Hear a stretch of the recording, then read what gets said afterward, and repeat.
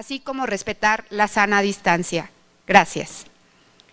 La Universidad Michoacana de San Nicolás de Hidalgo, a través de la Facultad de Derecho y Ciencias Sociales, les da la más cordial bienvenida a la conferencia magistral intitulada Técnicas y estrategias de litigación dentro del sistema penal acusatorio, a cargo del doctor Jorge Alberto Camacho Delgado, fiscal de la Unidad de Asuntos Especiales de la Fiscalía General del Estado de Michoacán. Para dar inicio, me permito presentarles a las autoridades que el día de hoy nos acompañan. En primer lugar, contamos con la gentil presencia de la maestra Tania Aide Torres Chávez, directora de la Facultad de Derecho y Ciencias Sociales.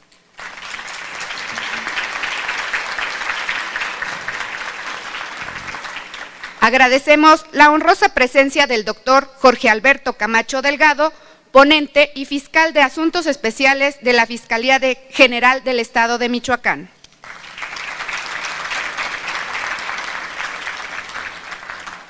Saludamos con afecto al doctor Miguel Mendoza Barajas, subdirector de la Facultad de Derecho y Ciencias Sociales.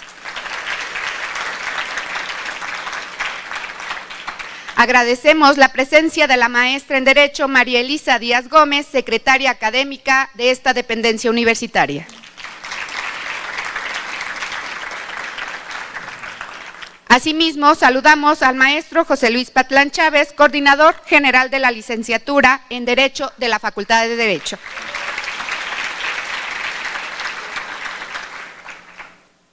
Agradecemos la presencia de nuestros alumnos, profesores, personal administrativo y funcionarios que nos acompañan el día de hoy. A la audiencia en general que nos acompaña a través de las plataformas digitales. Sean todos ustedes bienvenidos. En este momento me permito ceder el uso de la voz a la señora directora, quien tiene un mensaje para todos ustedes. Adelante, maestra.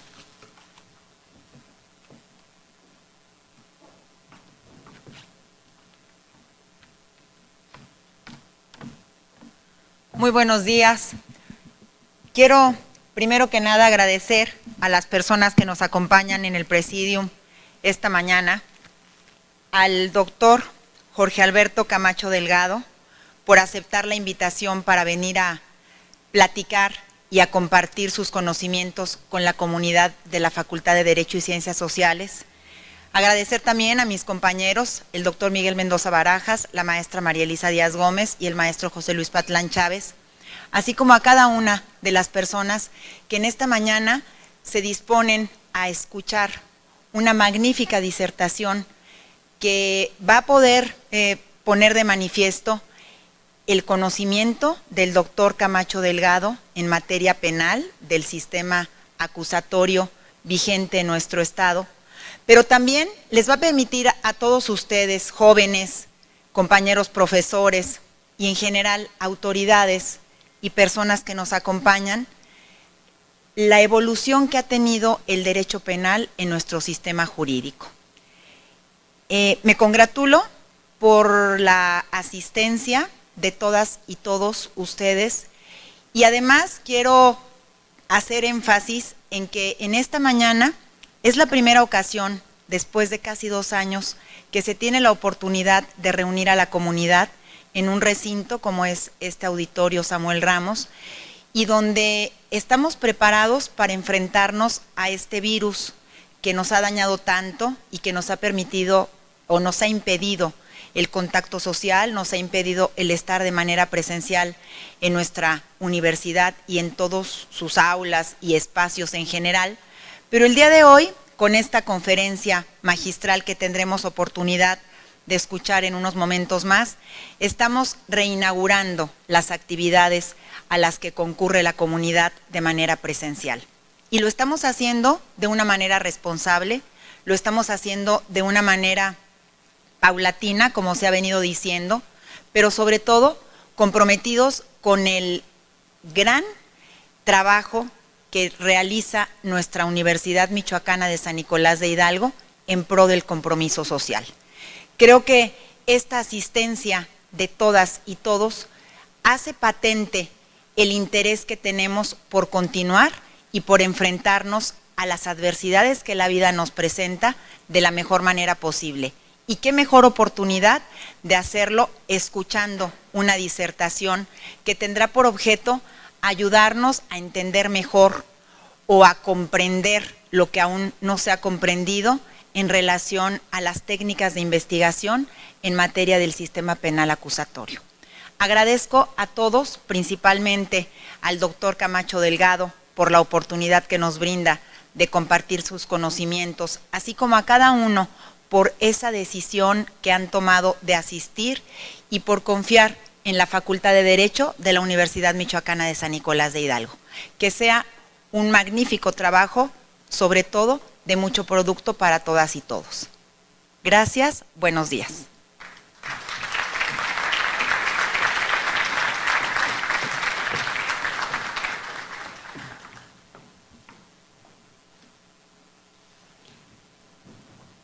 Agradecemos el mensaje de la señora directora y a continuación le solicitamos a los miembros del Presidium se sirvan a acompañarnos en primera fila, ya que nos dispondremos a escuchar la disertación de nuestro ponente. Adelante.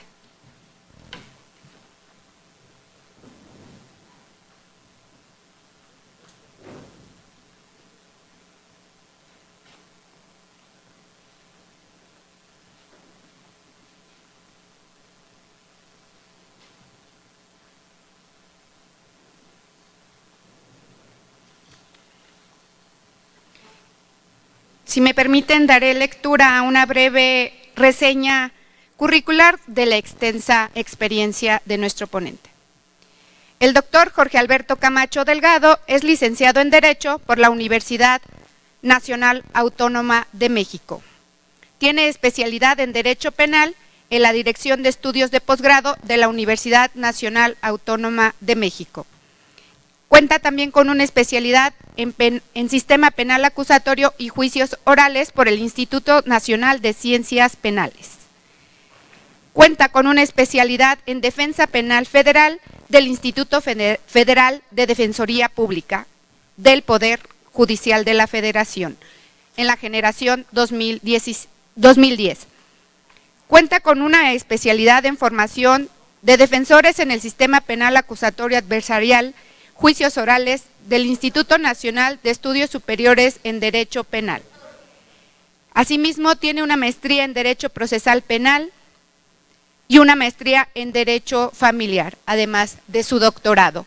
Como ven, es un experto en la materia y sin más preámbulo, le cedo el uso de la voz al doctor Camacho Delgado, quien nos va a disertar su participación.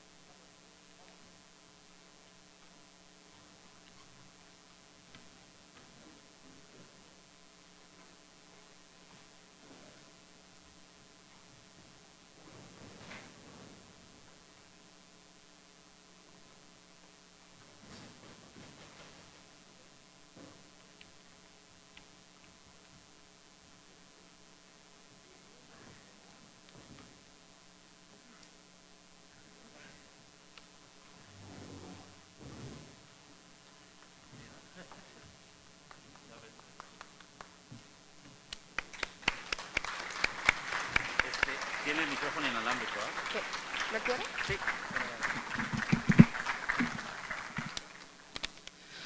Bueno, gracias por la invitación a la directora.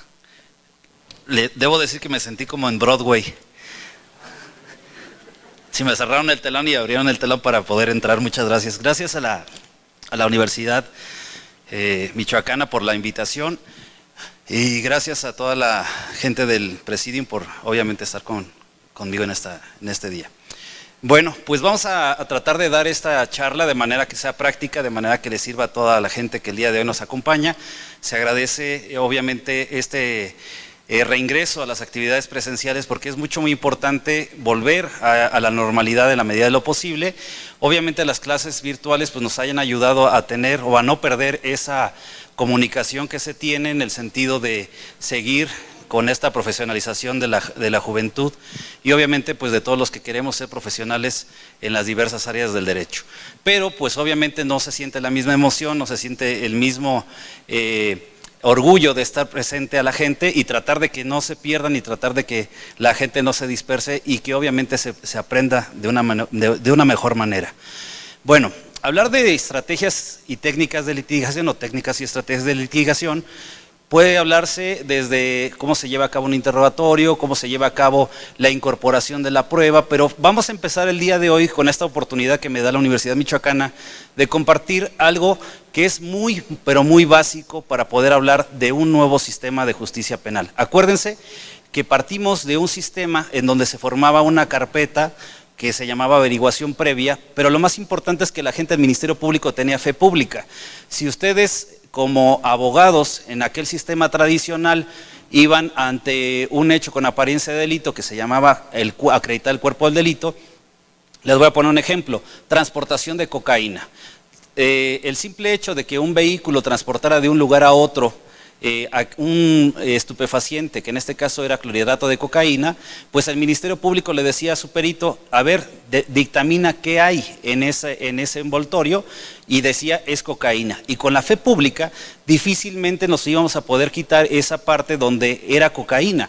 Lo pesaban y pesaban 4, 5, 10 kilos, los que ustedes quisieran, y con la fe pública el Ministerio Público decía son 5 kilos de cocaína, se transportó. Entonces lo difícil era poder llevar a cabo una defensa porque la propia preexistencia del valor convictivo que tenía el Ministerio Público hacía difícil una defensa penal.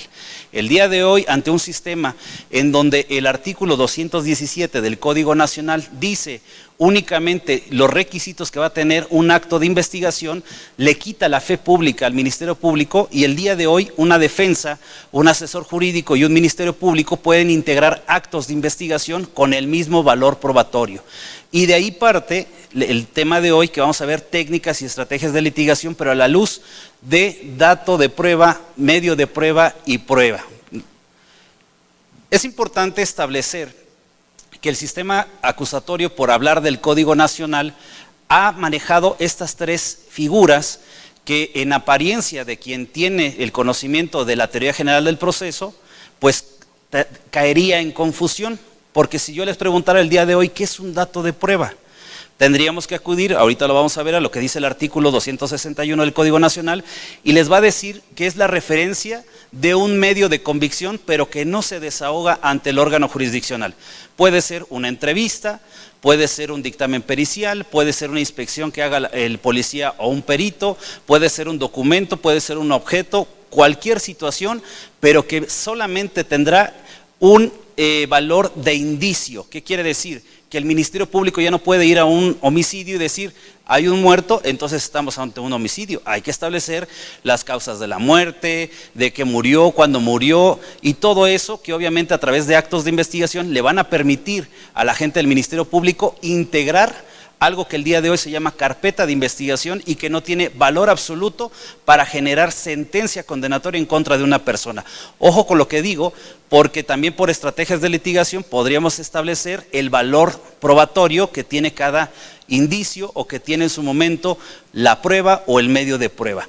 Entonces, el Código Nacional nos ha establecido dato de prueba y de acuerdo al 261 les vamos a decir es la referencia de un medio de convicción. ¿Cuál es la diferencia entre un sistema tradicional que el Ministerio Público tomaba una entrevista a una persona y ya tenía el valor de testimonial?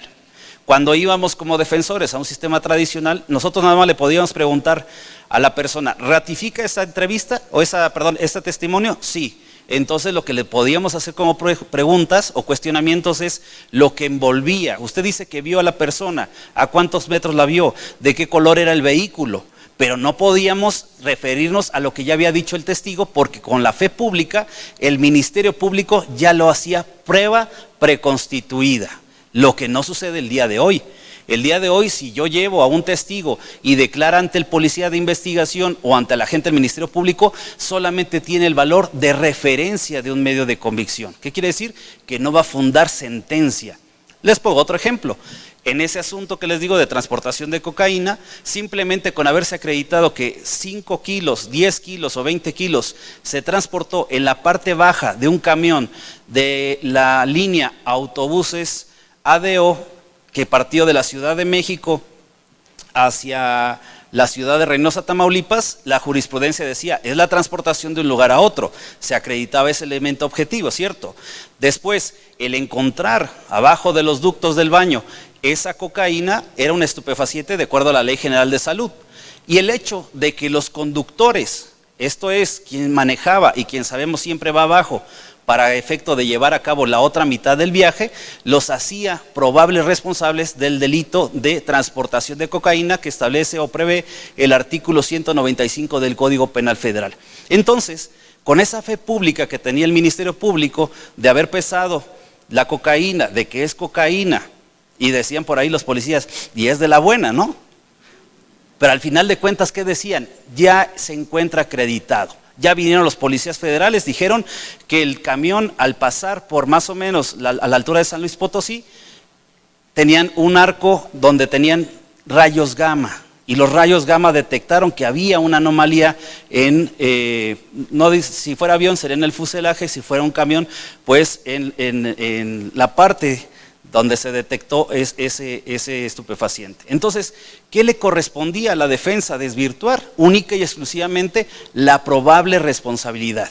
Pero fíjense qué grave, porque obviamente cuando íbamos al plazo para ofrecer los medios de prueba, ya se ofrecía prueba preconstituida, porque únicamente decía el Ministerio Público, ratifico mis medios de convicción.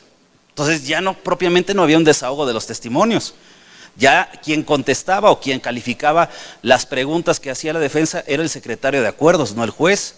El juez únicamente partía de presenciar lo que se llamaba el careo, pero realmente quien te estaba juzgando era el secretario de acuerdos. Ahora vamos a trasladarlo a un sistema acusatorio, en donde la inmediación le obliga al juez de control a ahora sí estar presente en todo el desahogo, en todas las determinaciones que va a tomar para la persona que está siendo investigada. Entonces, en una investigación podemos hablar de datos de prueba. Ya no existe el valor convictivo de una testimonial. Para una testimonial tendría que ofrecer el medio de prueba que en su momento vamos a ver en qué parte se puede ofrecer. Pero el medio de prueba ya obliga a olvidarnos del antecedente de investigación que es la entrevista, porque ahora voy a escuchar a la persona. Y ese dato de prueba que el Ministerio Público recabó en una investigación únicamente nos va a servir para realizar actos y técnicas de investigación, de litigación en juicio oral. Apréndanse el artículo 376 del Código Nacional, porque ustedes van a poder palpar la diferencia entre un acto de investigación y un medio de prueba. Quiere decir que al juicio oral no va a llegar el acto de investigación, solamente va a servir para poder refrescar memoria, evidenciar contradicción, superar contradicción y pedir aclaración de ese acto de investigación. Ahora bien, medio de prueba, dice el artículo 261 en su segundo párrafo, es el órgano de prueba, es la persona. Si yo tengo un dictamen pericial, ya no me va a servir como medio de prueba, ahora va a ser el perito.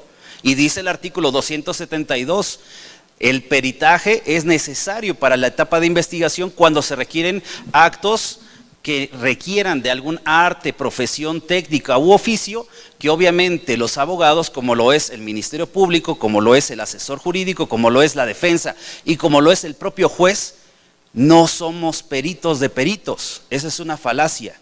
El juez no es un perito de peritos, porque obviamente nos tenemos que auxiliar de ciencias afines como la criminología, la criminalística, como inclusive la cerrajería. Porque el día de hoy, para poder detectar si una persona ingresó a un domicilio utilizando la fuerza física, tenemos que establecer si la cerradura sufrió alguna ruptura o alguna fuerza que haya aperturado sin, o en este caso con violencia. La que sigue, por favor. Entonces, fíjense, rápidamente, estas son cuestiones que ustedes tienen que aprender. El dato de prueba, dice en el artículo 252 que los hechos pueden ser probados por cualquier objeto, por cualquier medio. Eso también lo dice el artículo 356 del Código Nacional para la etapa de juicio oral. Yo puedo acreditar cualquier hecho a través de cualquier acto de investigación. La pregunta sería, ¿el día de hoy se puede llevar a cabo una reconstrucción de hechos? Yo sostengo que sí, porque no recuerdo bien si es el artículo 389, ahí lo pueden checar en su Código Nacional, que traje mi código y lo dejamos en la camioneta, pero bueno. Tiene de referencia que el tribunal de enjuiciamiento se puede trasladar a algún lugar para efecto de referenciar alguna situación que se tenga que ver. En Michoacán lo hemos hecho porque una testigo decía que en un segundo nivel, ante un ventanal, ojo, que se veía en la mañana, como no sé si han visto ustedes los ventanales de la Fiscalía, en la mañana no se ve de afuera hacia adentro porque la luz hace que el cristal se vea opaco, pero si ustedes van en la noche se ve prácticamente todo lo que hay adentro de la Fiscalía. Entonces la testigo decía exactamente en ese mismo contexto que en la noche podía ver que en la mañana podía ver hacia afuera y que veía perfectamente cómo estaban las personas y cómo habían privado de la vida a una persona. ¿Por qué se llevó al tribunal de enjuiciamiento o por qué se llevó antes al juez de control a ese lugar? Para que a través de sus sentidos viera que era imposible que a determinada hora del día, de adentro hacia afuera, se veía lo que la testigo decía. Entonces, este sistema tiene como finalidad que conozcamos en primer momento cuáles son los hechos que se van a probar, cuáles son en su momento los actos de investigación que se tienen que realizar. Y el día de hoy el Ministerio Público, les vuelvo a insistir, puede hacer entrevistas, que hacen a la luz de un testimonio. Puede hacer dictámenes periciales, puede hacer inspecciones, puede valerse de documentos, pero todo eso serán actos de investigación que tendrán valor de dato de prueba. Dice, las pruebas serán valoradas por el órgano jurisdiccional de manera libre y lógica. Eso lo dejaremos para otro sentido, cómo se valoran los datos de prueba. Los antecedentes, que es la parte que me interesa, los antecedentes de la investigación recabados con anterioridad al juicio carecen de valor probatorio para fundar la sentencia definitiva, salvo las excepciones. Si ustedes van al artículo 211 del Código Nacional, podremos establecer que hay una primera etapa de investigación que le recae al Ministerio Público para, en primer lugar, establecer que se ha cometido un hecho con apariencia de delito y establecer la probable responsabilidad de una persona o personas que hayan participado o intervenido. Esa es la primera etapa, la investigación inicial. ¿Cuál es la aspiración que tiene la gente del Ministerio Público? Es ejercitar acción penal para que un juez de control inicie o lleve a cabo la audiencia inicial, donde le voy a comunicar a la persona que se ha realizado una investigación en su contra, que existen datos de prueba que me acreditan la materialidad del hecho y que él intervino, y que en un momento dado existe la posibilidad de que se lleve a cabo un procedimiento controlado por el juez de control para efecto de aspirar a una acusación. Pero todo lo que se recabe en la etapa de investigación no puede ser usado en su contra para fincarle responsabilidad penal en una sentencia, salvo las excepciones, como lo podría ser el procedimiento abreviado, que ese es otro tema que ustedes pueden checar inicialmente del artículo 201 al 206 del Código Nacional, y es una excepción que tiene un fundamento en el artículo 20, apartado A, fracción séptima de la Constitución, para que aceptando o bajo algunas circunstancias la persona acepte su responsabilidad y sea sentenciado con esos antecedentes de investigación. Y dice que para los efectos del dictado de la sentencia solo serán valoradas aquellas pruebas que hayan sido desahogadas en la audiencia de juicio. Ustedes van a establecer que aun y cuando se hayan ofertado, admitido medios de prueba en la etapa intermedia y que van a estar establecidos en un auto de apertura a juicio oral, no quiere decir que porque estén admitidos los medios de prueba se desahoguen por su propia y especial naturaleza. Sucede que muchas veces se ofrecen objetos materiales como las armas, como navajas, como documentos, como videos que dicen, sí, si lo reproduces, ahí está, en el momento que la persona está privando de la vida a otra, pero si no se incorpora a juicio o si no se desahoga como lo establece el Código Nacional, no será una prueba será un medio de prueba que será desestimado. Ahora, puede haber pruebas que aun y cuando se desahoguen y cuando sean incorporadas, sean inadmitidas o sean no valoradas, sí. Puede ser por violación a derechos fundamentales. Les voy a poner un ejemplo. El hecho de que el dictamen realizado por una fiscalía de algún estado diga que se intervino el teléfono personal de la persona investigada y que ahí se encontraron fotografías que lo hacen presumible del delito de pornografía infantil, ¿se puede acreditar? Sí, porque inclusive se puede establecer que es el número de teléfono, que se puede establecer que es el número de email, se puede establecer y proyectar las imágenes que se obtuvieron del teléfono y puede crear convicción del tribunal de enjuiciamiento de que sí es el teléfono del imputado o acusado, que sí provienen las fotografías, las conversaciones, pero ¿qué creen?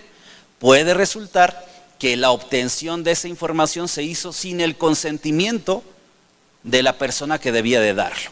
Y eso de acuerdo al artículo 252, fracción cuarta o fracción tercera, cuando hace intervención de comunicaciones, pudiera dar lugar a una prueba ilícita. Entonces quiere decir que en el desfile probatorio de alguna de las partes, no obstante se haya desahogado, se haya incorporado a juicio, la valoración va a ser nula, porque de acuerdo al artículo 20, apartado A, fracción novena de la Constitución, toda prueba ilícita es nula. Entonces, fíjense, hablar de técnicas y estrategias de litigación no solo es cuestión de argumentativa, no solamente es cuestión de derechos fundamentales, no solamente es cuestión de derechos constitucionales, porque nos han vendido de que solamente existen principios rectores del sistema acusatorio, como lo es la publicidad, que ahorita tengo público, en el sentido de que se puede estar presenciando una audiencia, pero también es un principio que puede tener sus excepciones. Artículo 64.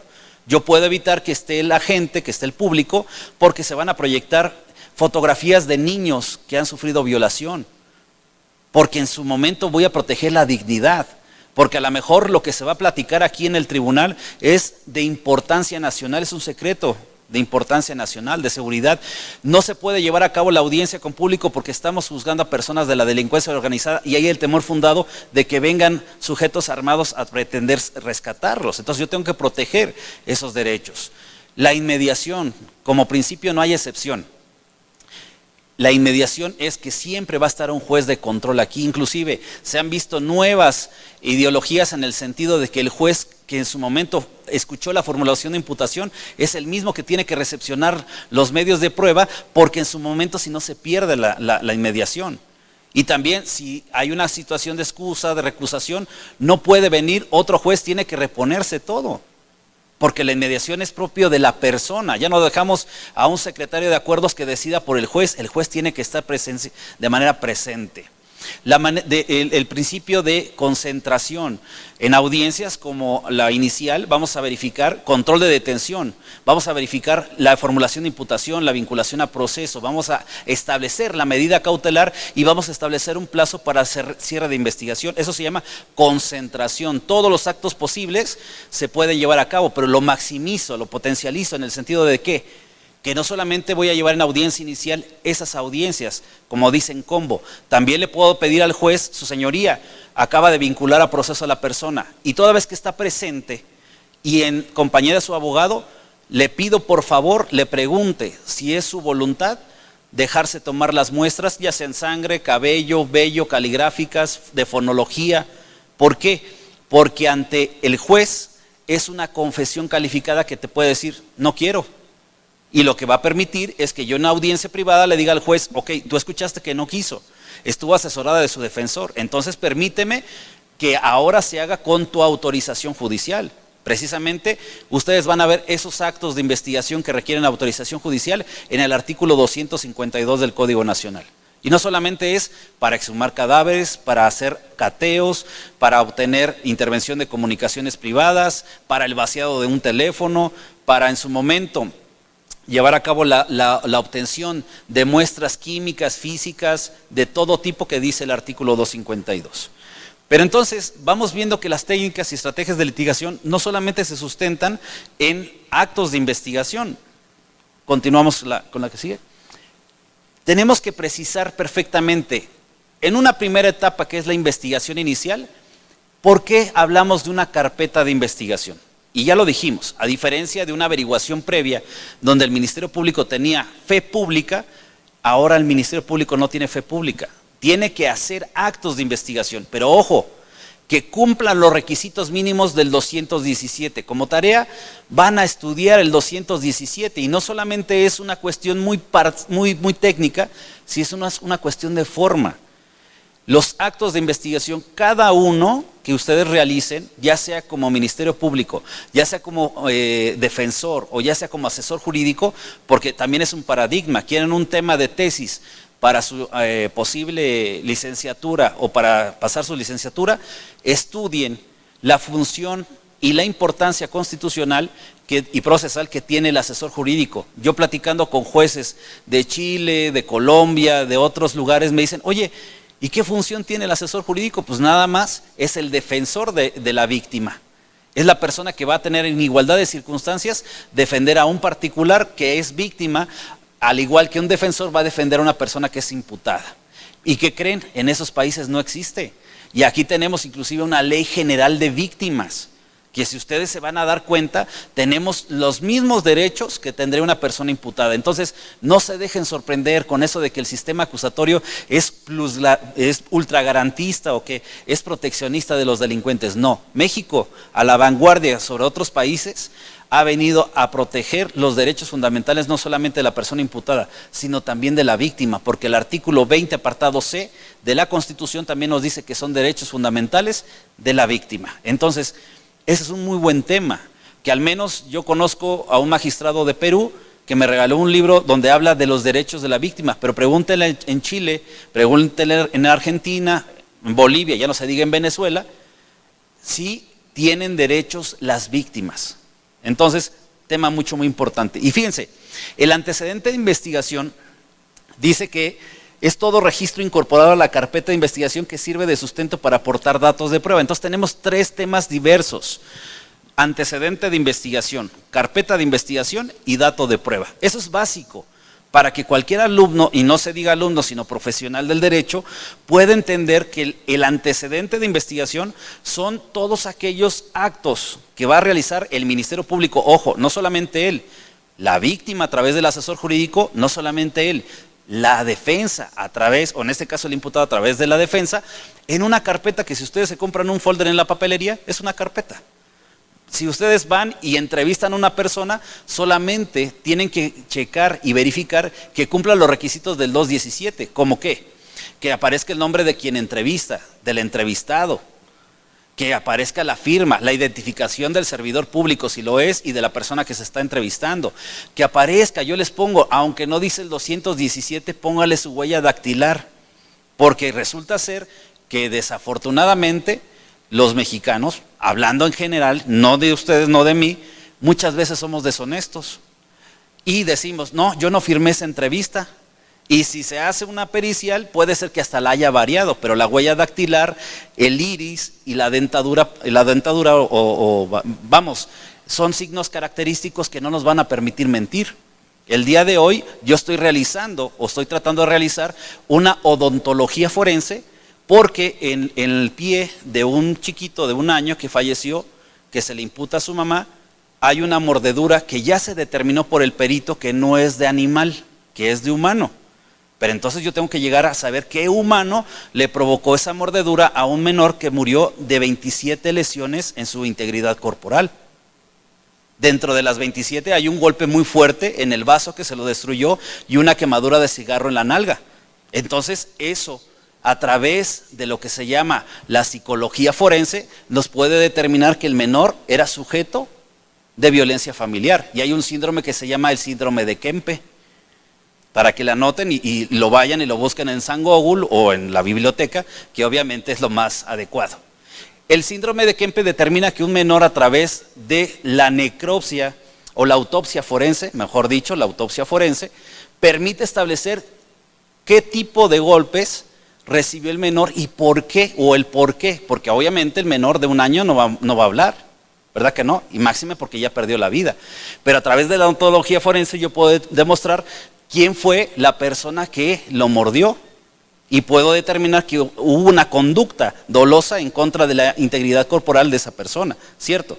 Entonces, fíjense, ese antecedente de investigación me va a permitir meterlo en la carpeta de investigación y que la información que yo voy a estructurar de manera oral, que no terminé ahorita los principios, pero lo voy a hacer de manera oral, que no es un principio, es una modalidad, una forma por la cual vamos a introducir la información en este sistema acusatorio. Pero entonces, volvemos, el antecedente de investigación, dicho pericial, odontología forense, que va a ser la perito odontóloga, en la toma de muestras de esta persona que está siendo investigada, yo tengo de dos. Primero, bajo el estándar de la dignidad de la persona, que es el parámetro mínimo que establece la Corte Interamericana de Derechos Humanos como el valor primigenio para poder determinar los derechos humanos, primero le voy a tocar la puerta y le voy a decir, en presencia de su defensor, ¿usted permite que se le tome la muestra de odontología forense? Y no es otra cosa más que lo que todos odiamos cuando vamos al dentista, te van a tomar una impresión con yeso, a lo mejor te van a tomar una radiografía y van a establecer la mordedura. Todos chéquense su dentadura y nadie tiene la misma dentadura que el otro. Obviamente son signos característicos como el iris, como las huellas dactilares, que permiten identificar ciertas circunstancias. Si la persona me dice que no, automáticamente yo voy con papi juez y le digo, señor juez, ¿qué crees? La señora no quiso. Entonces, ¿qué va a hacer el juez? Como garante de los derechos fundamentales te va a decir, ok, no quiso, ¿me lo documentas? Entonces, si hay la necesidad, la proporcionalidad, la idoneidad y la pertinencia, que ese es el tema base de esta plática, te lo voy a dar.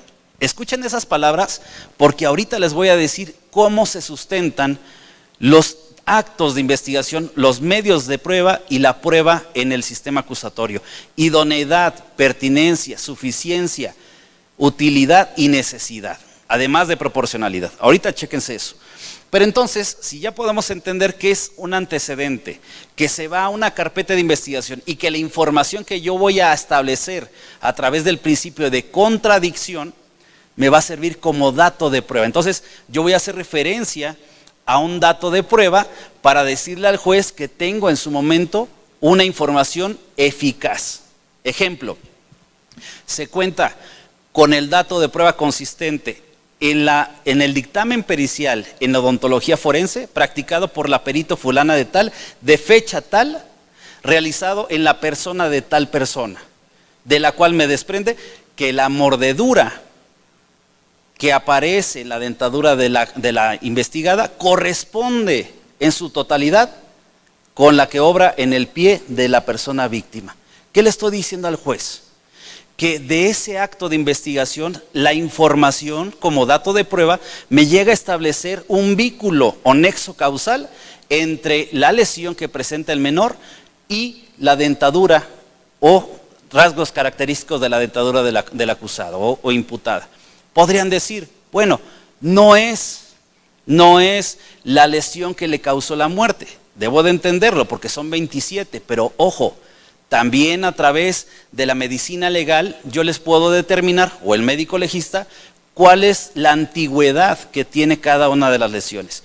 Si pasó de color rojizo a color morado, si pasó a color verdoso, todo eso se toma en consideración para que el Ministerio Público pueda establecer la temporalidad de las lesiones que tiene una persona. Y en su momento puede decir, esta persona no murió a lo mejor de las 26 lesiones, como pudiera ser la quemadura de cigarro en la nalga, como la mordedura en el pie, como todas las equimosis y todo eso, pero sí del golpe que le dieron fuerte en el vaso. ¿Por qué se está llevando a una investigación en contra de la madre, sin decir datos? Porque de acuerdo al Código Penal, en su artículo 17 y 18, ella tenía la calidad de garante. ¿Y qué es la calidad de garante? Que ella, bajo la ley, asumió la responsabilidad del cuidado de un menor de 1 año. Me van a decir ustedes, oiga, pero si ella no le pegó, sí, pero no evitó en su momento lo que debía evitar. Por eso es importante manejar la materia penal con la materia procesal penal. Entonces, pasamos a la que sigue. Aquí ya tenemos lo que se llaman datos de prueba, medios de prueba, que ya lo establecimos rápidamente. El dato de prueba es una referencia al contenido de determinado medio de convicción aún no desahogado ante el juez. Todo lo que no se desahoga ante el juez va a tener el valor de dato de prueba. Lo que se desahoga ante el juez va a tener valor, fíjese, lo que se desahogue con el juez de control, o en su caso con el tribunal de enjuiciamiento, tendrá valor de prueba. Se desahogará como medio y tendrá valor de prueba. Eso es falso. Y eso, aquí viene uno de los errores del Código Nacional de Procedimientos Penales. ¿Por qué? Porque para los que ya conocen un poquito más esta circunstancia, sabrán ustedes que en la audiencia inicial hay al menos dos posibilidades de ofertar medios de prueba. Uno, para medida cautelar, ahorita lo vamos a ver que lo dice el artículo 154, y en su caso, para el plazo constitucional, pero ahorita les voy a decir cuál es la finalidad. De esto se trata las estrategias de litigación. Pero entonces, si se desahoga ante el juez como medio de prueba y se obtiene prueba, ¿tendrá más valor que lo que hizo el Ministerio Público? No. Ahorita lo vamos a explicar. Entonces, la que sigue. Los medios o elementos de prueba son toda fuente de información que permite reconstruir los hechos respetando las formalidades procedimentales del hecho. Si yo tengo aquí en etapa de investigación un dictamen pericial, lo que voy a ofertar es al perito. Si lo que tengo es un informe de la policía, voy a ofertar al policía. Si lo que tengo es una entrevista, lo que voy a ofertar es al testigo. Y si lo que tengo es un arma de fuego, voy a ofertar al arma de fuego, pero a ver, ¿el arma de fuego se va a incorporar sola? Tendríamos que tener, de acuerdo al artículo 383, a la persona que en su momento tiene directamente relación con lo que se llama cadena de custodia. Apréndanse esa. ¿Quiénes son las personas que tienen la posibilidad de incorporar objetos materiales, documentos u otros medios de convicción al juicio? Las personas que lo localizan, los que lo descubren y las que los aportan. Artículo 227 del Código Nacional. ¿Por qué? Les voy a poner un ejemplo. Si llegamos al lugar del hecho y se encuentra un teléfono o un arma de fuego, el perito en criminalística, que es el que lo ubica, que lo localiza, que lo fija, que lo documenta, que lo embala y lo transporta, es la persona que lo descubrió. Si yo llego ante el Ministerio Público y le digo, vengo a aportarte mi teléfono, artículo 251, fracción séptima, ¿se puede aportar comunicaciones privadas? Sí, lo dice el artículo 16. Párrafo 12º de la Constitución. Se puede establecer intervención de comunicaciones cuando no quiere la persona, o se puede aportar comunicaciones de manera voluntaria siempre y cuando yo haya participado en esa comunicación. ¿Estamos de acuerdo? Pero aquí viene lo interesante. Le ponen el arma de fuego al perito en balística. ¿Y el perito en balística de dónde la saca? Pues de bodega de evidencias. No va y la recolectó del lugar del hecho. Entonces, muchas veces se confunde que el perito, aunque la haya tenido a la vista, si yo le pregunto, ¿de dónde sacó usted esa arma de fuego? Me va a decir, de bodega de evidencias, distinto a lo que me diría el criminalista. Yo la localicé o la descubrí en el lugar de los hechos. Y eso tiene relación íntima con el artículo 383 del Código Nacional. Y la prueba, ya dijimos, la prueba únicamente va a ser la que se desahoga en juicio oral, en la etapa de juicio oral, a través de las técnicas y estrategias de litigación. La que sigue. Aquí viene una situación importante. Fíjense que se ha mal manejado en el derecho procesal penal que la persona imputada tiene la posibilidad, a través de su defensor, de ofrecer medios de prueba cuando quiera y donde quiera. Y aquí, como técnica de litigación, yo les voy a dejar la siguiente. Si ustedes leen el artículo 20, apartado B, fracción cuarta de la Constitución, da la posibilidad y el derecho fundamental de ofrecer medios de prueba. Igual la da el artículo 113, si no mal recuerdo, fracción novena del Código Nacional, pero dice que la persona imputada o acusada tiene la posibilidad de ofertar medios de prueba en los términos y condiciones que establece el Código. Entonces, este tiene relación directa con ese artículo constitucional. Derecho a ofrecer medios de prueba, las partes tendrán el derecho de ofrecer medios de prueba para sostener sus planteamientos en los términos previstos en este código. No hay que confundir esta situación porque no es que el imputado tenga mayor derecho a ofertar medios de prueba que lo tiene la víctima o que lo tiene el Ministerio Público. Hay un principio constitucional que se llama igualdad entre las partes, igualdad ante la ley. Y obviamente si es un sistema acusatorio, tiene que privilegiarse lo que dice el artículo 10 y 11 del Código Nacional, que es la igualdad procesal. La que sigue. Entonces, fíjense, los datos de prueba pueden hacerse valer en cualquier momento durante la etapa de investigación inicial y complementaria. ¿Con la finalidad de qué?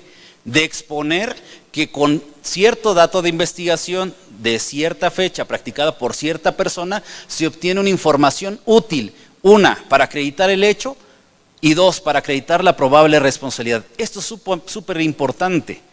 El litigante que el día de hoy no hable del hecho con apariencia de delito y de la probabilidad de la responsabilidad, hagan de cuenta que está navegando únicamente en un procedimiento sin sentido. Si hubiera un homicidio, es bien sencillo. ¿Cuáles son los datos de prueba que me acreditan la materialidad del hecho? Una, el levantamiento del cadáver. La inspección que realicen los peritos para establecer cuál fue la última posición que tuvo la persona privada de la vida, si hay indicios balísticos, si hay muestras hemáticas, le corresponderá al perito en química, porque obviamente puede haber sangre, pero yo no sé si es de animal o de ser humano y de qué ser humano es. Si hay vellos, cabellos o algún folículo que permite establecer un indicio, se recolecta para mandarse a practicarle la genética de ADN, y tenemos algo que en su momento nos va a servir de coincidencia o de parámetro para poder llevar a cabo un match que dicen en parámetros de periciales, para establecer en su momento una comparativa. Vamos a llevarlo al médico legista para que nos determine no solamente la causa de la muerte, si tiene más lesiones, va a poder establecer qué tipo de lesiones y cuál fue la que le provocó la pérdida de la vida, porque puede ser que tenga 27 balazos o impactos de arma de fuego, pero alguno fue el que tocó un órgano muy importante o vital y permitió, o que en su caso le privó de la vida.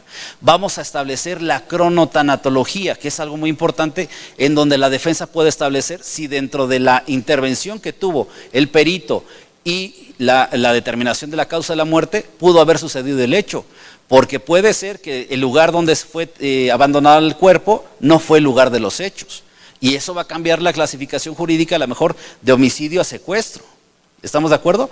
Pero todo esto nos va a permitir establecer cuál fue la causa de la muerte. Después, qué calibre es el que se encontró con los indicios balísticos del cual se pudo haber privado de la vida. Fue 9 milímetros, fue AK-47, 2.23, pero no solamente eso.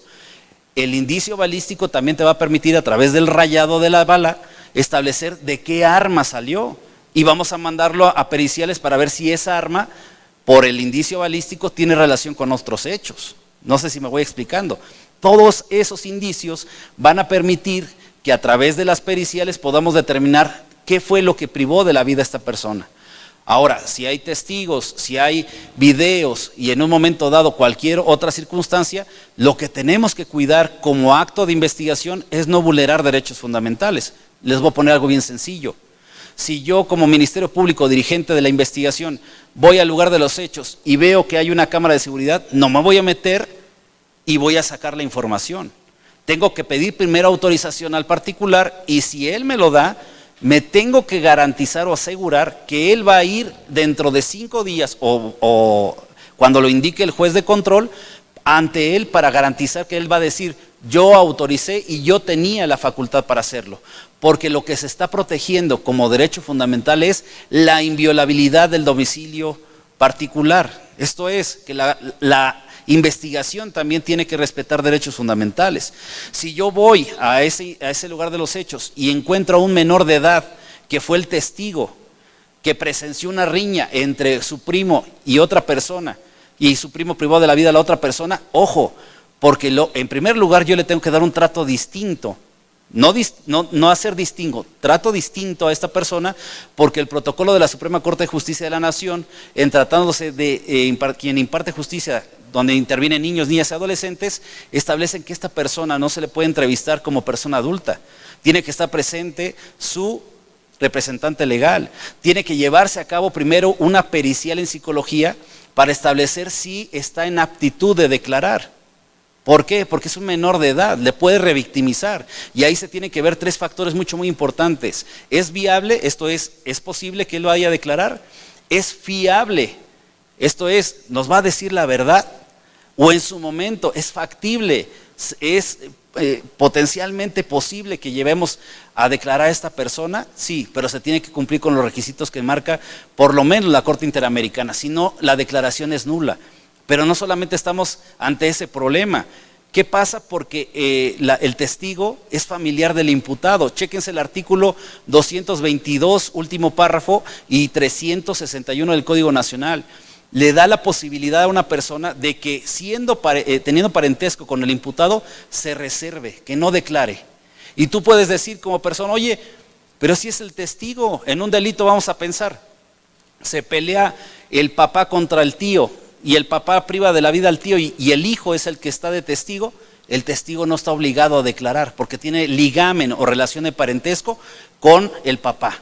Entonces todo eso tenemos que cuidar como agentes del Ministerio Público. También otra situación, va a declarar una persona y dice, sí, yo vi cuando estaba privando de la vida a esta persona porque yo fui a la casa de doña Juanita a comprar droga y en ese momento vi cuando estaban sacando a la persona amaniatada y lo estaban golpeando. No. Aunque no se esté autoincriminando de la conducta que estamos investigando, pero sí se está autoincriminando de narcomenudeo. Y dice el artículo 360, no se puede autoincriminar el testigo, le tienes que parar la declaración para en ese momento ponerle ahí a un defensor. Entonces fíjense, todo lo interesante que tiene el sistema acusatorio, porque no solamente es desahogar por desahogar actos de investigación, y les pongo uno más. El artículo 362 del Código Nacional dice, son inadmisibles los testimonios de visitadores de derechos humanos, de abogados, de servidores públicos que deban de guardar secreto profesional, de padres o religiosos, de psicólogos y médicos. Entonces, quiere decir que si ustedes aspiran a ser buenos ministerios públicos, tienen que garantizar que esas personas sean dispensadas por la persona que deba de guardar el secreto profesional, en primer lugar. Y en segundo lugar, si son defensores, tienen que verificar que esas personas, si no dispensaron ese guardar secreto profesional, la prueba es inadmisible por ilegal. Entonces nunca va a sobresalir o nunca va a ser valorada en un proceso penal. Entonces, no solamente es entrevistar por entrevistar, no solamente es pedirle al perito que haga un dictamen pericial, no solamente es constituirse en el lugar de los hechos para decir si existe la casa, hay que cuidar respeto de formalidades esenciales del procedimiento, formalidades de la prueba y en su caso, prueba ilícita. Adelante. Esta es la parte importante de la temática de esta plática. No podemos hablar de técnicas y estrategias de litigación siempre hablando de cómo se debe hacer una pregunta de un contrainterrogatorio, cómo se debe hacer una pregunta de interrogatorio, cómo se puede incorporar prueba. El día de ayer, así, rapidito, en una audiencia inicial, y esto es para la gente que no se capacita, una persona le piden que en un plazo constitucional, ustedes saben que cuando se formó la imputación, el Ministerio Público descubre todos los datos de prueba que cuenta en la investigación, por lo cual le hizo formular la imputación y ejercitar acción penal. La defensa puede pedir aclaraciones o precisiones y en su caso puede llevar a cabo la defensa en un plazo de 72 horas o de 144 horas, porque ese es un arraigo. Debo decirlo a título personal, es un arraigo de un sistema constitucional mexicano. Si ustedes analizan los libros del sistema procesal penal de Chile, de Argentina, de otros países, Costa Rica, Panamá, no tienen el plazo constitucional. Y ese es un arraigo que no hemos dejado en México por no dejar el plazo constitucional. Bueno, pero ojo, el plazo constitucional de 144 horas o 72 horas no tiene la idea de hacer un minijuicio, tiene la idea de cumplir con lo que dice el artículo 316, cuarto párrafo, o fracción cuarta, mejor dicho, que es acreditar en ese plazo que la conducta sí se cometió, pero que está amparada por una excluyente de responsabilidad penal o por una cuestión que dé una extinción de la acción penal. Les voy a poner un ejemplo. Si vamos a un procedimiento y yo voy investigado por homicidio calificado, yo puedo decir, su señoría, sí lo cometí, o cometí el homicidio, pero bajo las circunstancias de una legítima defensa, que me ampara el artículo 27, fracción sexta del Código Penal de Michoacán. Chéquenlo ustedes. Quien repele una agresión real, actual o inminente en defensa de bienes propios o ajenos, cuando, salvo prueba en contrario, se presuma que yo actué de otra forma. Y ese es el ejemplo básico. Ustedes están acostados en su casa, escuchan ruidos en la parte de atrás, se asoman y ven que una persona se brincó la barda, que está pretendiendo abrir la puerta, no la de enfrente, sino la de atrás a las 2 de la mañana, que trae una capucha, que entra a su casa y ustedes tienen a su mamá, a sus hijos, ¿qué hacen? Con lo que tengan le pegan. Y si una persona en su momento tiene un arma y le dispara 4 o 5 ocasiones, no le va a decir a ver si le pegué o no le pegué, sino que está repeliendo una agresión real, actual e inminente. No le van a preguntar primero a qué vienes. Si vienes por una taza de café o de azúcar, entra por la puerta delantera. ¿Verdad que no? O sea, lo que ustedes tienen que hacer en su momento para el plazo constitucional es decir, sí, y lo voy a acreditar.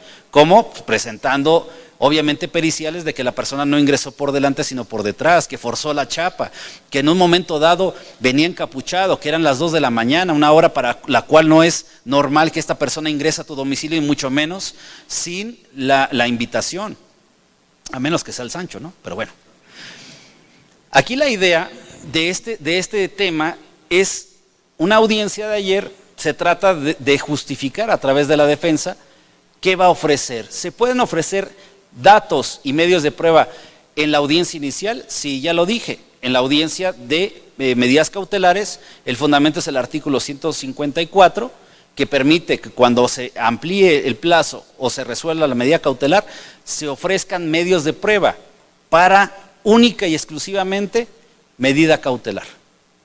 Y en el plazo constitucional se pueden ofrecer medios de prueba, sí, para acreditar una causa excluyente del delito o una de extinción de la acción penal. Me llevan a un proceso por fraude, perdóname, sí te defraudé, pero la querella se presentó 3 años después. De acuerdo al artículo 104 del Código Penal, está prescrita porque te obligaba a presentarlo cuando conoces el delito y el delincuente en 1 año. Son reglas, son estrategias, pero no, el día de ayer llega un abogado y dice, quiero que se ofrezca una inspección, quiero ofrecer una testimonial a cargo de tal persona y quiero que se ofrezcan unos documentos.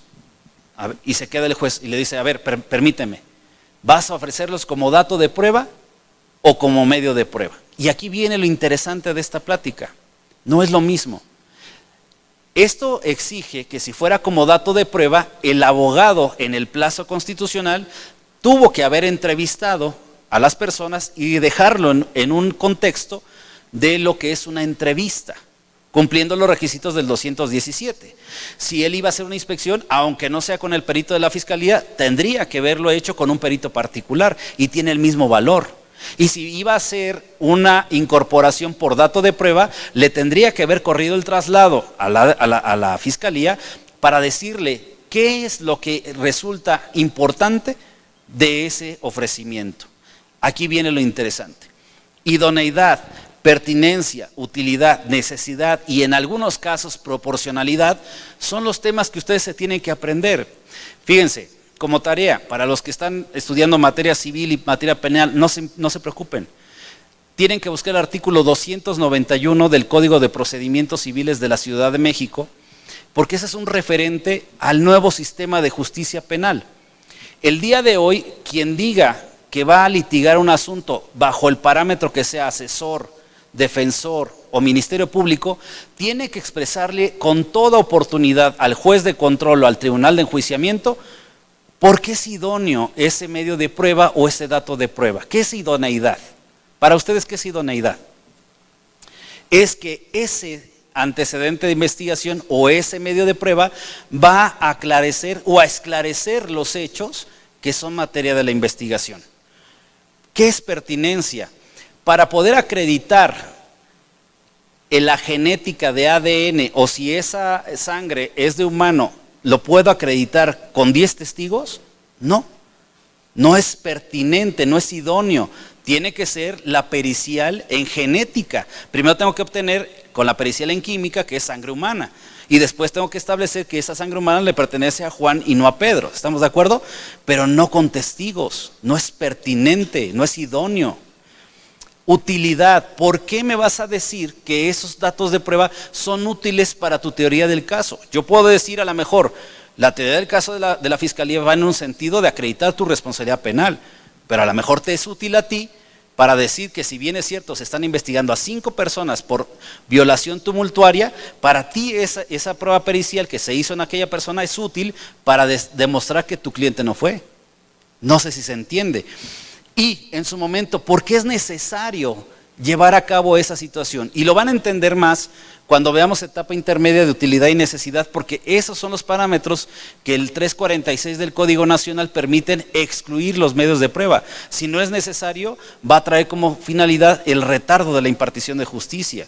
Y en otras circunstancias decía, es proporcional porque ese medio de prueba es proporcional. Ejemplo, si yo quiero obtener la toma de muestras de sangre, saliva o cabello de una persona X para establecer la genética de ADN o el tipo de sangre, no necesariamente o no es proporcional que vaya a una prueba invasiva como lo es la toma de sangre. Si ustedes saben, con saliva o con cabello que tenga folículo, se puede establecer proporcionalmente de manera menos invasiva que esa prueba nos va a servir.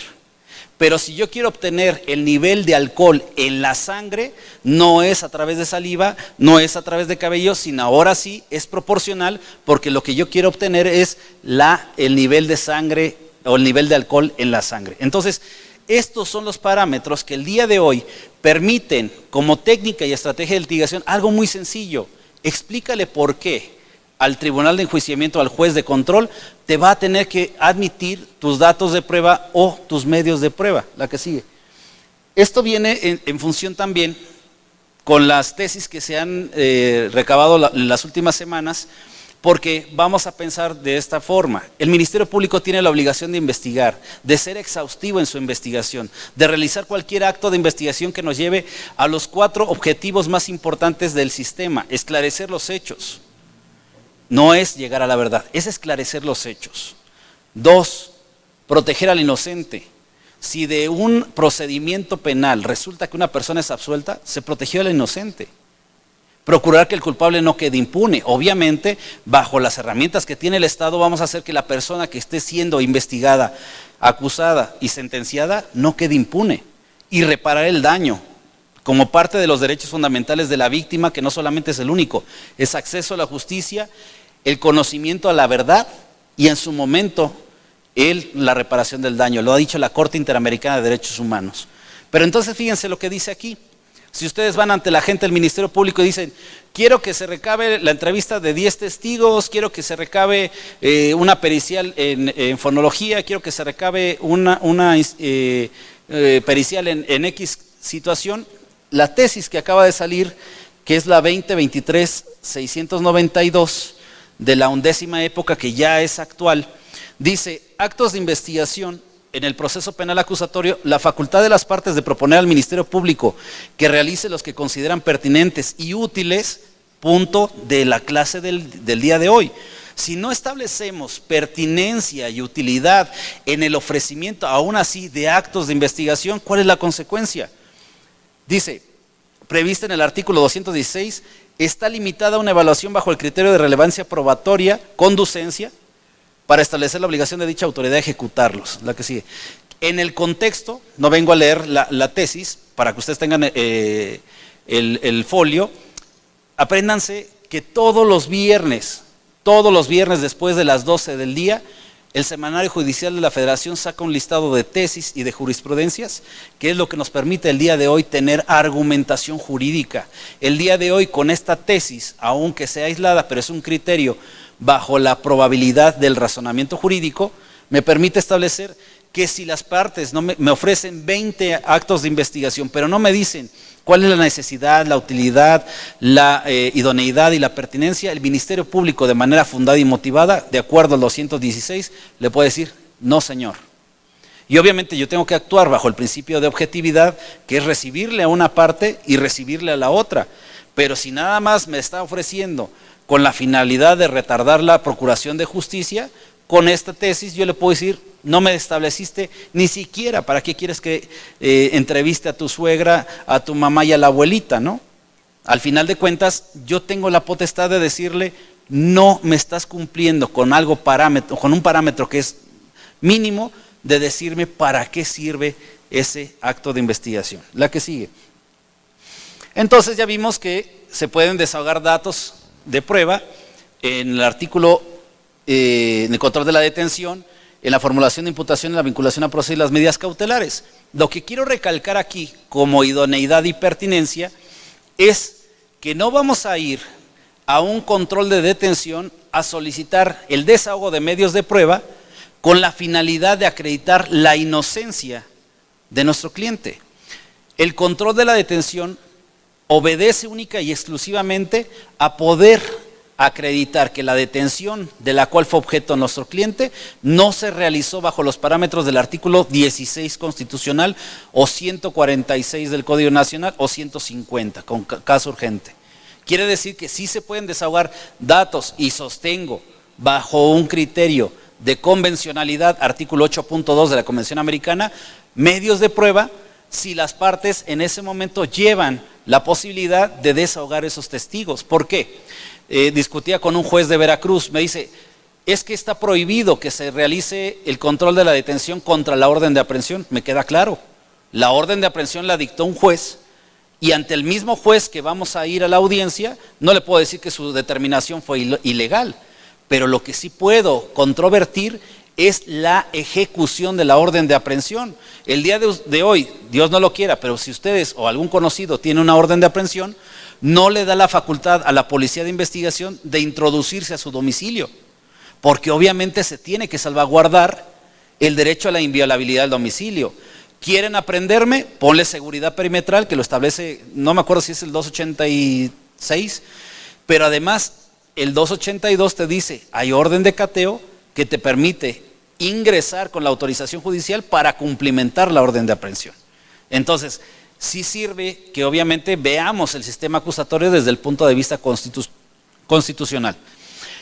La vinculación a proceso, ya dije, tiene única y exclusivamente los alcances del artículo 316, fracción cuarta, a contrario sensu, son los requisitos para el dictado de un auto de vinculación a proceso. ¿Cuándo no se dicta vinculación a proceso? Cuando se acredita una causa excluyente de responsabilidad penal o extinción de la acción penal. También les voy a poner algo muy sencillo, no se va a vincular a proceso una persona que ya está muerta, se extingue la acción penal. Y en las medidas cautelares, aquí es bien sencillo, la medida cautelar tiene como principal finalidad tres situaciones: garantizar la presencia del imputado en juicio, que en su momento no se obstaculice la investigación y que en su momento no se realice actos intimidatorios o en contra de la víctima o los testigos. Para eso es la medida cautelar. ¿Se pueden ofrecer medios de prueba? Sí, dentro de las primeras 24 horas del plazo constitucional o en la misma audiencia de medidas cautelares, expresando qué medida cautelar quiero, cuál es la finalidad que deseo proteger, en este caso la presencia del imputado, proteger a las víctimas o que no se obstaculice la investigación, porque es proporcional de acuerdo al 156 del Código Nacional y qué es en su momento, cuál es la idoneidad, la pertinencia y en su momento la necesidad y proporcionalidad de dicha medida. Volvemos a decirlo, si no acreditamos en su momento este parámetro, estaríamos obviamente en situación de que no nos admitieran dicho medio de prueba. Adelante, por favor. Plazo de cierre de investigación, se pueden ofrecer actos de investigación, se pueden realizar. Aquí es algo muy importante que quiero decirles. Se hicieron una serie de conferencias hace como 2 meses, porque existía la pretensión de ciertas personas de que se podían ofertar medios de prueba en la audiencia de sobreseimiento. Y eso decía que obviamente había una libre probabilidad de ofrecimiento de medios de prueba. Si ustedes se acuerdan del 262, habla de que se pueden ofrecer datos y medios de prueba, pero de acuerdo a lo que establece el Código Nacional. La audiencia de sobreseimiento, yo sostengo, contrario a otra opinión que es obviamente reconocida o en su momento muy respetable, la audiencia de sobreseimiento se va a realizar con los antecedentes de investigación que obren en la carpeta de investigación. No podemos llegar, porque así no lo prevé el Código Nacional, a una audiencia queriendo ofrecer medios de prueba. Y con eso lo sostengo porque el propio artículo 262 dice, en los términos que establezca el propio código, y en la audiencia del 327 no lo sostiene. ¿Para qué es la audiencia de sobreseimiento? Para alguna de las causales del artículo 327, que obviamente ustedes pueden verificar. Puede ser la extinción de la acción penal, la muerte de la persona, puede ser que el Ministerio Público no cuente con alguna causa para continuar la investigación, que el hecho no sucedió, que se tenga por acreditar la inocencia de la persona, entre algunas otras. Y la tutela de derechos y la impugnación de la víctima, que son derechos fundamentales, tanto de la víctima como del imputado, para efecto de controvertir las resoluciones del agente del Ministerio Público cuando no está de acuerdo en esas determinaciones. La que sigue. Bueno, obviamente hablar de estrategias de litigación no terminaríamos en esta hora, porque tendría que agotar la etapa intermedia, la etapa de juicio oral. Solamente la voy a dejar hasta este instante, con la finalidad de que si en otra ocasión desean que hablemos de la etapa intermedia y la etapa de juicio oral, que es muy importante, hay nuevos criterios que hacen establecer la igualdad procesal. Nada más dale adelante una tesis, más, ahí. Acaban de salir, con esta termino.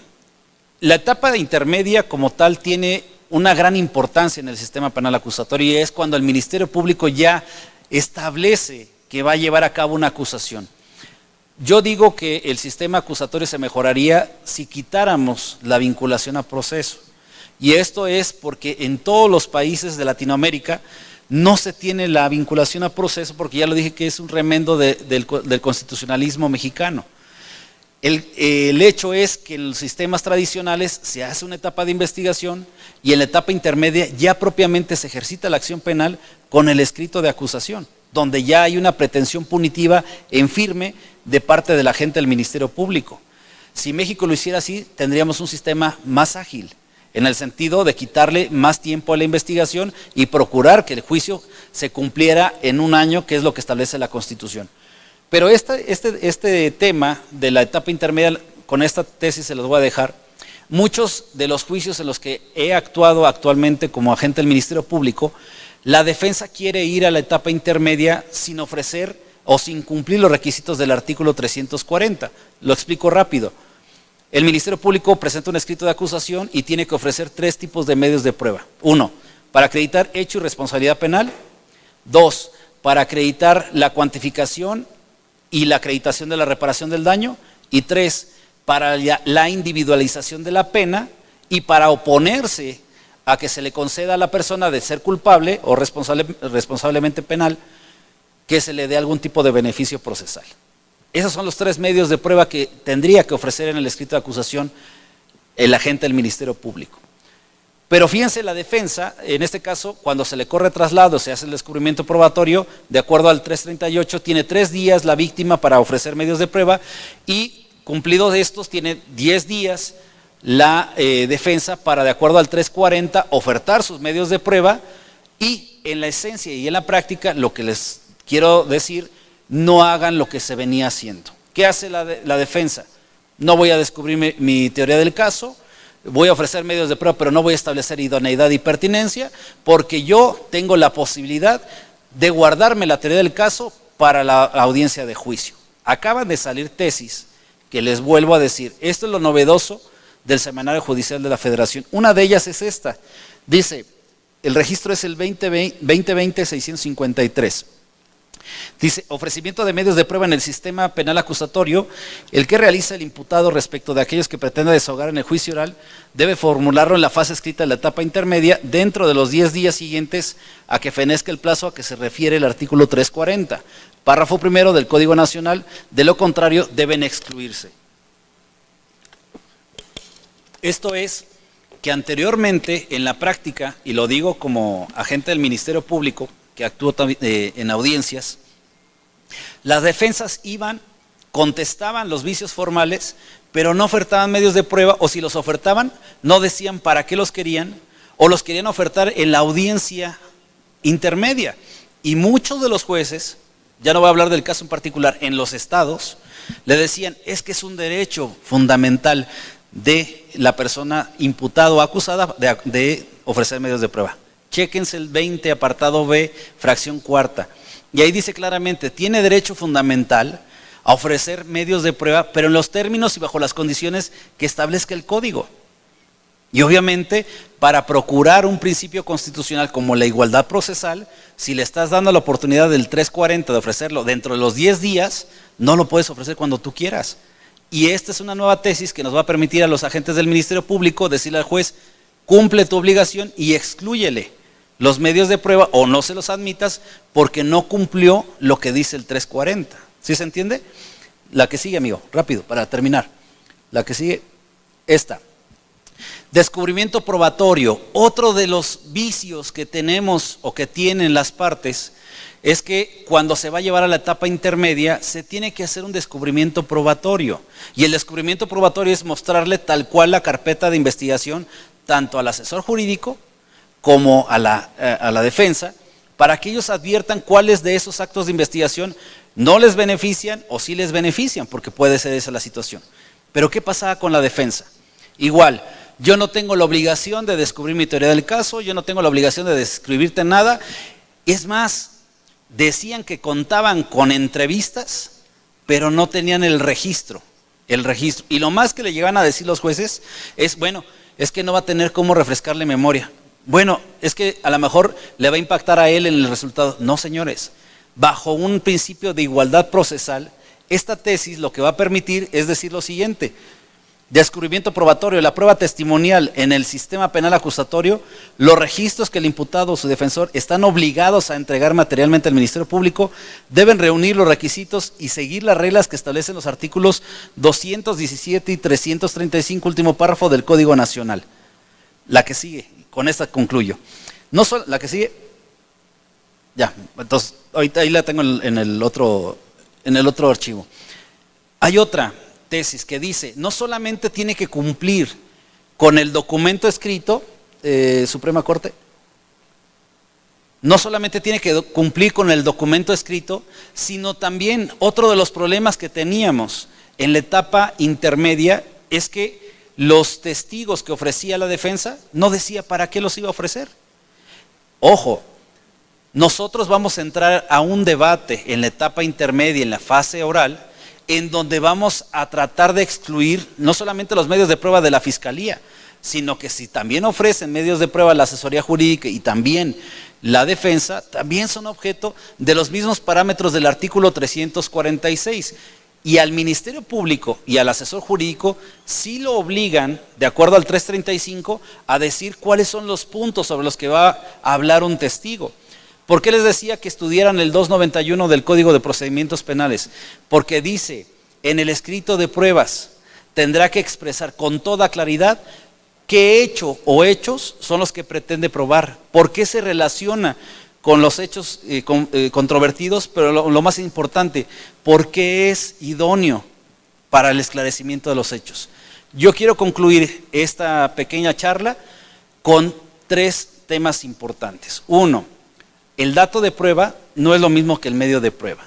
Si ustedes van a ofrecer dato de prueba, pueden ofrecerlo en cualquier etapa de la investigación, ya sea inicial o complementaria, bajo el parámetro de qué acto de investigación, quién lo realizó, de qué fecha y qué contiene de relevante para la teoría del caso que desarrolle cada uno de los intervinientes. 2, el medio de prueba implica que tengamos físicamente al órgano de prueba para efecto de que él le hable al tribunal o al juez de control, pero se tiene que ofrecer bajo los parámetros de idoneidad, pertinencia y en su momento de necesidad y utilidad, pero además el testigo va a ser la persona física que va a poder incorporar fotografías, videos, armas, objetos materiales o cualquier otro medio de prueba. No se vayan con la finta de que con que tengan el arma se va a desahogar por su propia y especial naturaleza. No presuman que porque para acreditar un homicidio en relación al parentesco, con el simple acta se la vamos a mostrar así al juez y con fe pública que ya no existe se va a incorporar. No, tenemos que referirnos. ¿Qué contiene ese documento? ¿Quién lo realizó? ¿Cuándo lo realizó? ¿Por qué usted sabe de la realización de ese documento? Porque soy la madre que procreó tanto a uno como a otro y yo firmé y estuve presente en el acto jurídico. ¿Por qué lo reconoce? Porque yo firmé y puse mi huella dactilar. Si se lo pongo a la vista lo reconoce, claro. Es el mismo del que yo le hablé. Y hasta ese momento, en cuando hayamos hecho las técnicas de litigación para poder incorporar ya sea un documento o un arma de fuego, se podrá valorar como prueba en un proceso penal acusatorio. Y 3, a ver la que me quedé, la que sigue, esas como quiera adelante, se las voy a dejar, adelante, más, bueno, aquí está. Esa nueva tesis habla de que se deben depurar la violación a derechos fundamentales. Como colorario, va en función de que no solamente van a llegar las pruebas que cumplan los requisitos de idoneidad y pertenencia, no solamente van a llegar aquellas que cumplan con los requisitos que establece el Código Nacional, sino que no van a llegar las pruebas que sean objeto de prueba ilícita. Como recomendación, métanse a algo que se llama la teoría del fruto del árbol envenenado y sus excepciones, porque el día de hoy esa es una teoría del derecho anglosajón que permite establecer lo que en México tiene el artículo 101, que se llama el efecto expansivo, efecto corruptor. Se oye muy grandilocuente, pero no es otra cosa más que lo que nace de un fruto envenenado tiene como consecuencia que obviamente lo demás sea envenenado. Tiene como finalidad que algo que se realizó con violación a derechos fundamentales, todo lo demás va a ser ilícito, pero obviamente dentro de la teoría hay sus excepciones. Entonces, chéquense eso. Y como última conclusión, el día de hoy se está pugnando porque el abogado no estudie y se memorice un código nacional que el día de mañana va a ser reformado. Yo les puedo decir que el artículo 335, último párrafo, le impone la obligación única y exclusivamente al Ministerio Público y al asesor jurídico de ofrecer los medios de prueba estableciendo cuál es el objeto y los puntos sobre los que va a explicar los testigos. Pero no dejen de lado que esa es una ley secundaria. Y si queremos pugnar por una igualdad procesal que constitucionalmente está en el artículo 20, apartado A, fracción quinta, que debe de tener bajo el bloque de constitucionalidad mayor valía la Constitución que un código nacional, es por ello que el día de hoy tenemos este tipo de jurisprudencias que procuran por la igualdad procesal. Me despido, obviamente estoy sujeto a las preguntas que ustedes gusten. También cualquier situación, estamos ahí en la Fiscalía de Asuntos Especiales para cualquier asunto que gusten y manden. Muchas gracias, hasta pronto.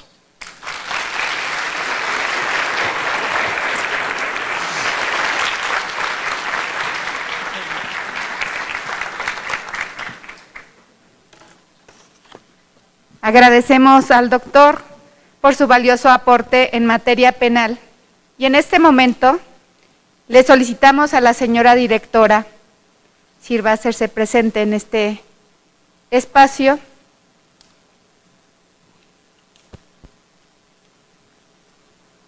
Ya que hará entrega al señor fiscal de un sencillo pero sentido reconocimiento.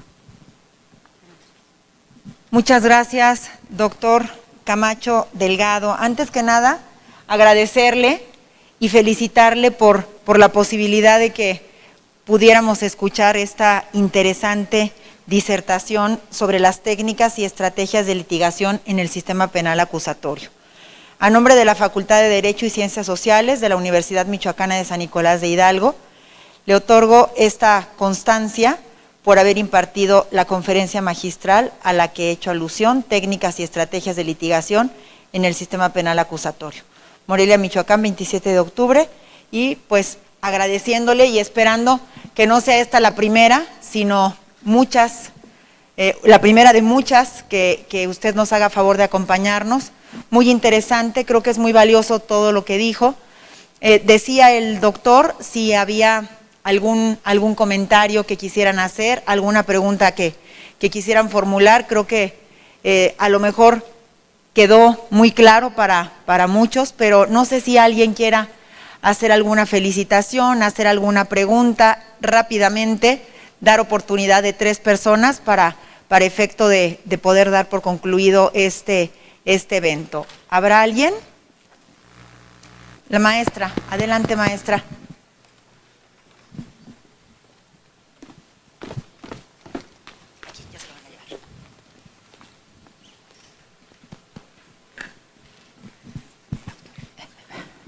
Gracias. Pues únicamente agradecerle al doctor Jorge, a quien conozco hace algunos años, oriundo de la Ciudad de México, pero arraigado aquí en Michoacán, el que nos permita a la Universidad Michoacana el recibir sus conocimientos. Muchísimas gracias, maestro. Gracias. Gracias, Nora. Pues nada más decirles, a lo mejor, digo, no sé si son de cuarto, quinto año. Obviamente este tipo de conferencias, lo digo para todos, yo estuve también ahí sentado como ustedes, a lo mejor no le vemos tanto la importancia porque pues vamos en primeros semestres o a lo mejor a mitad de carrera, pero sí es importante como una cuestión pedagógica. Váyanse interesando, si están en la Facultad de Derecho, por alguna materia en particular.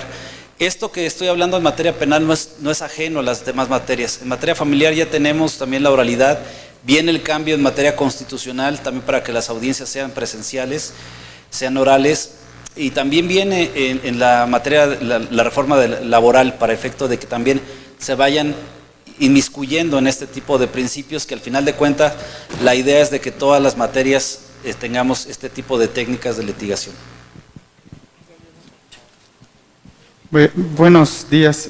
Haré 2 preguntas nada más, seré muy concreto respecto de la exposición que comentó el doctor y referente a medidas cautelares y audiencia del plazo constitucional.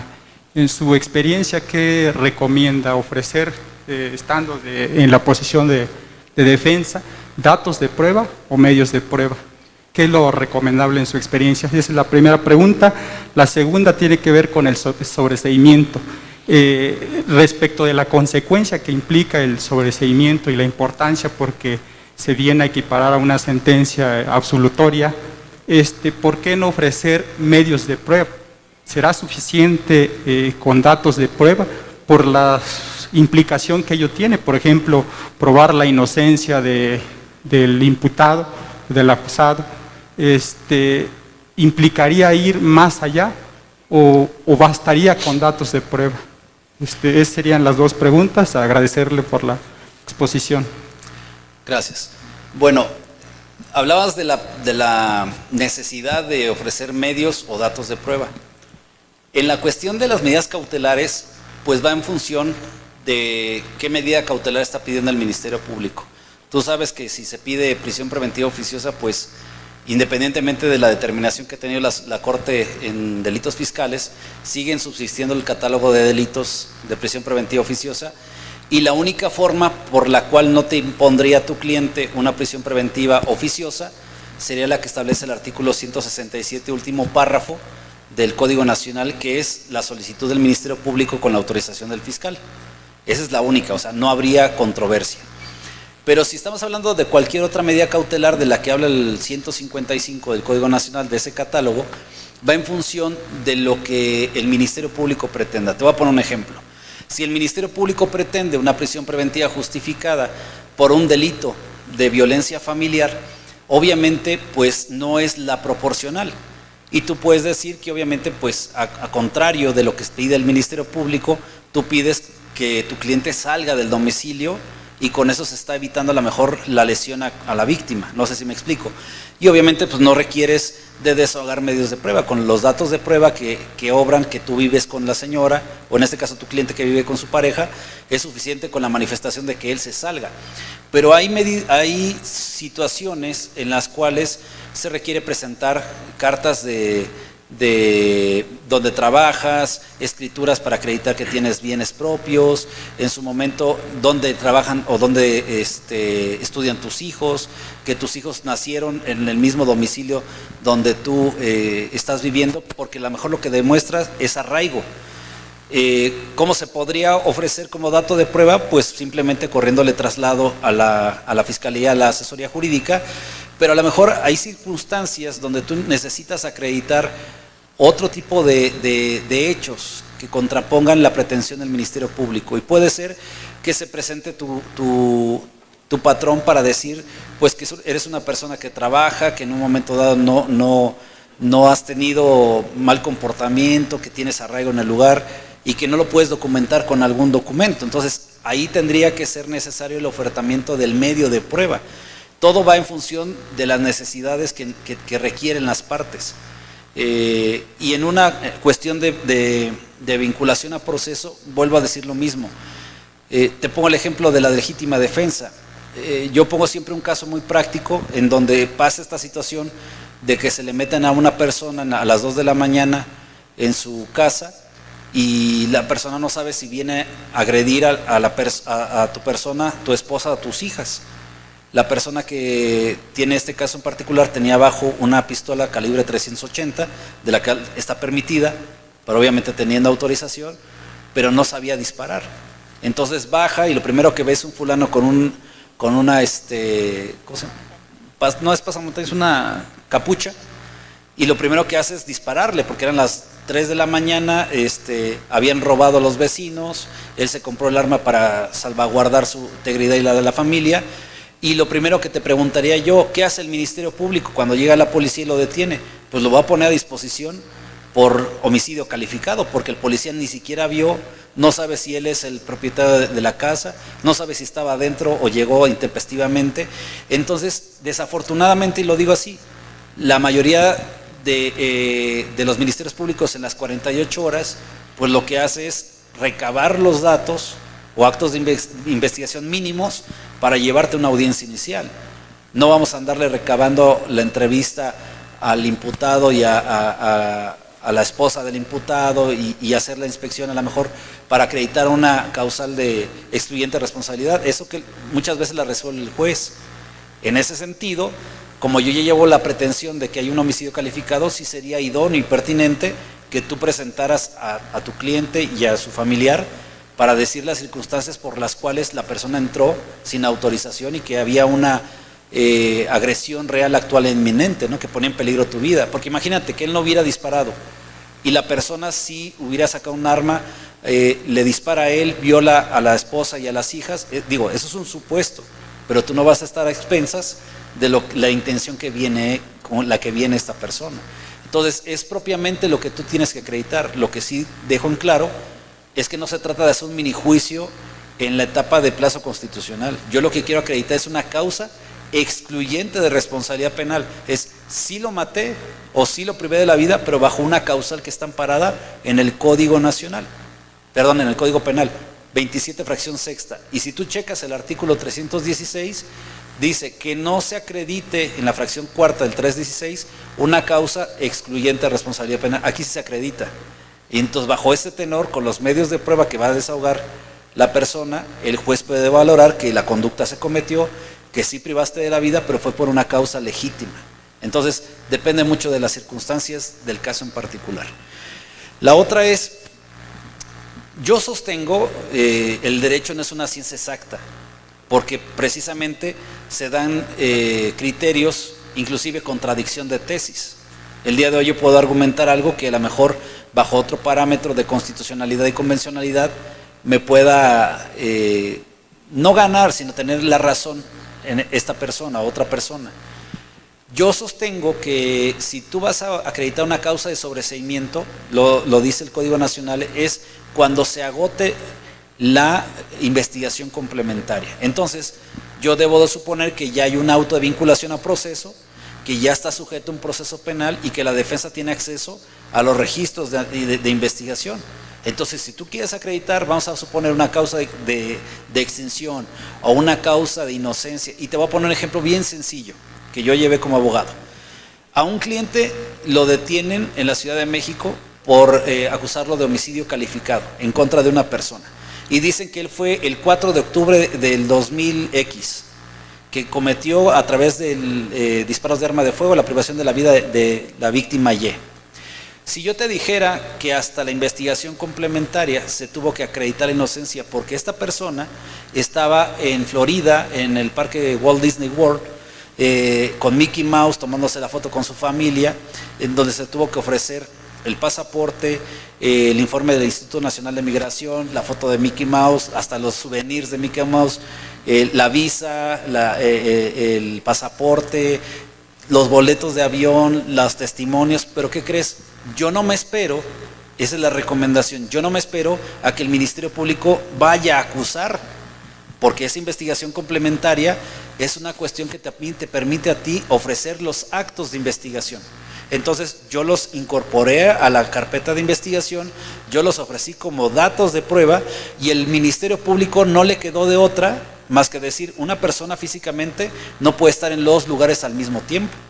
Todos los actos de investigación que yo realicé daban cuenta de que él estaba con Mickey Mouse, ¿cierto? Y no podía estar en otro lugar disparándole a otra persona. Entonces, la recomendación es, para mí, el sobreseimiento se tiene que llevar con datos de prueba de actos que hagas tú durante la investigación complementaria. ¿Por qué digo que no se puede ofrecer medios de prueba? Hay gente que sí dice, que sí se puede. El 262 te dice, pueden ofertar medios de prueba, pero bajo los términos y condiciones que dice el código, y el código no dice en el 327, chécalo, en la audiencia del 327, que se le abra un periodo para ofrecer medios de prueba. Bajo ese contexto, no le puedo dar mayor ventaja a una de las partes, pero suponiendo que se pudiera, ¿cómo va a valorar el juez de control, porque es el que va a resolver el sobreseimiento, cómo va a valorar los datos de prueba contra la prueba que desahogó la defensa como dato de prueba, al igual que lo hace en la etapa de medida cautelar y en la etapa de plazo constitucional? No sé si quede claro. Sí. Sí, buenos días. De mi parte, pues darle las gracias porque a nosotros como de nuevo ingreso nos sirve mucho esta plática que nos acaba de dar para nuestra motivación, y a mí me sirve más porque a mí me interesa también el ámbito penal. Por eso es agradecerle por el tiempo que se prestó para darnos esta conferencia. Muchas gracias. Gracias, y obviamente vuelvo a decirlo, al menos cuando yo estuve en la licenciatura no me preocupaba por aspirar a tener alguna cuestión. Si ustedes checan mi historial de académico, a lo mejor las materias que menos calificación tenían eran las de penal, pero algún día les servirán, y vuelvo a decirlo, esto se trata de que la universidad abre espacios en este tipo de pandemias para este tipo de pláticas. La recomendación es, llévense por lo menos algo, al menos la inquietud de leer un poquito de lo que hemos establecido. Ahí voy a dejar la presentación por si la quieren compartir, pero necesitamos profesionales y profesionistas de calidad. Ese es el incentivo que deben de tener ustedes. Afuera hay muchos abogados, pero la verdad, muy pocos que se den a conocer por buena capacitación. Entonces, la invitación es que sigan aprovechando estos espacios que hace la Universidad Michoacana. Muchas gracias.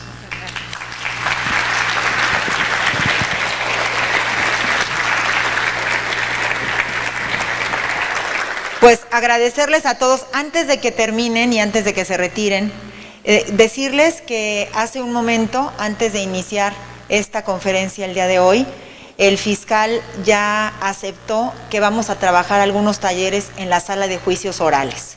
Entonces, próximamente les estaremos compartiendo que sean actividades prácticas, actividades asemejadas a clínicas, aquí en nuestra sala de juicios orales.